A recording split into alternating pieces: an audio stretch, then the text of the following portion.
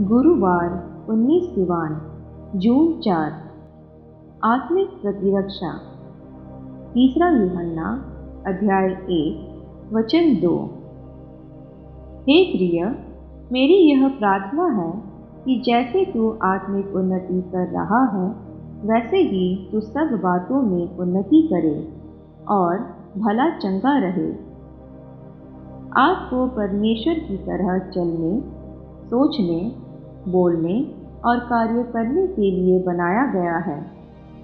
जैसे आपके शरीर के लिए एक प्रतिरक्षा प्रणाली होती है, वैसे ही आपकी आत्मा के लिए भी होती है।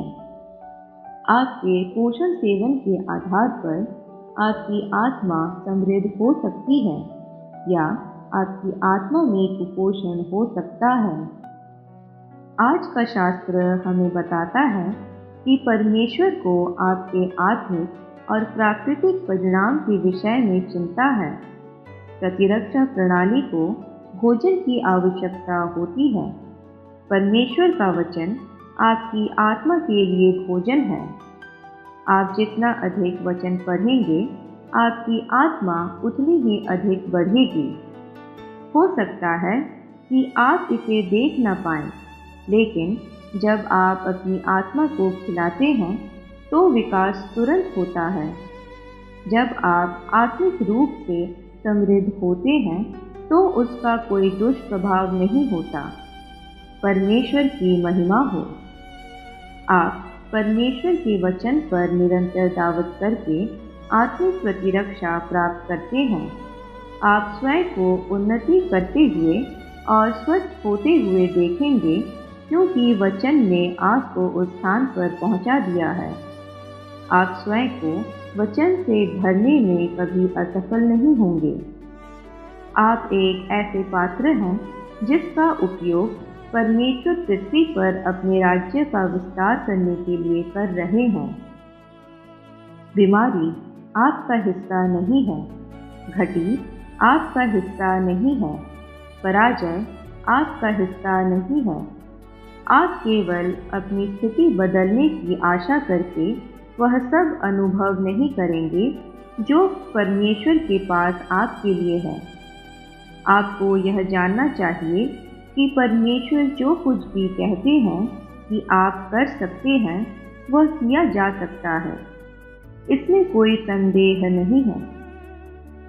उनका वचन सदैव सत्य है। आज आप स्वयं को देखने के तरीके को बदलना शुरू करें। अपना सिर ऊपर उठाएं और घोषणा करें कि आप मसीह यीशु के द्वारा जयवंत हैं। पहला कुरिन्थियों अध्याय 15 वचन 57। शारीरिक रूप से आपको कोई हानि नहीं हो सकती, क्योंकि यीशु मसीह ने आपको मुक्ति दी है। उन्होंने आपको रोग और मंदी से मुक्त किया है। हालेलुया। आपका घर आशीषित है। आपका परिवार आशीषित है। आपका व्यवसाय आशीषित है। आज अपना विश्वास बढ़ाएं और विश्वास करें कि आप अपने जीवन के हर क्षेत्र में सुरक्षित और संरक्षित हैं। भविष्यवाणी की घोषणा। मैं कभी बीमार नहीं हो सकता। मेरे पास परमेश्वर का डीएनए है। जैसे जैसे मैं वचन पर दावत करता हूँ, मैं आत्मिक रूप से बढ़ रहा हूँ। मैं कभी पराजित नहीं होऊंगा। परमेश्वर मेरे विषय में चिंता करते हैं और उन्होंने मुझे हर नुकसान से बचाया है। समृद्धि और स्वास्थ्य मेरा है। परमेश्वर की महिमा हो। आगे का अध्ययन। रोमियो अध्याय 8 वचन 33। क्या आप अपनी 365 दिनों की बाइबल पठन चुनौती शुरू करने के लिए तैयार हैं? 365 दिवसीय बाइबल पठन चुनौती। आज के लिए आपका पाठ भजन संहिता अध्याय 118 और 119।